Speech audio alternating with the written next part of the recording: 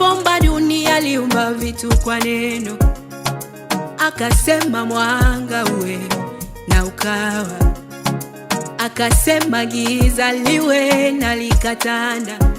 Kwa neno Mungu aliumba jua, kwa neno aliumba nyota.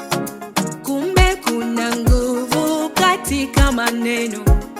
Maneno yanaweza kuwa baraka, maneno yanaweza kuwa laana. Chagua vema ni maneno gani unayotamka kwa watu. Chagua maneno unayomtamkia mwanao. Je, maneno toka mdomoni mwako yanajenga au yanabomoa? Chagua maneno, jifunze kuumba kupitia maneno yako na sio kuwa. Walio wa Kristo lazima maneno yetu yawe yamejaa baraka kwa watoto, yawe maneno ya upatanisho kati ya ndugu na ndugu. Walio wa Kristo maneno yetu yawe ya kujenga na sio kubomoa, kutangaza habari njema na sio umbea.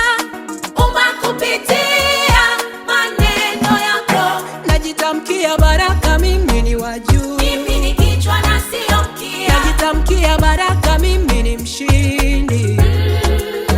Nitafanikiwa maana mimi ni mali ya Bwana. Watoto wangu watafaulu masomo. Biashara yangu italeta faida na sio hasara. Nasema mimi ni mzima na sio mgonjwa. Kama nabii Ezekieli natabiri kila kilichokauka katika maisha yangu kiwe hai tena kwa jina la Yesu. Naumba kwa maneno ya kinywa changu, naumba na iwe hivyo. Amen.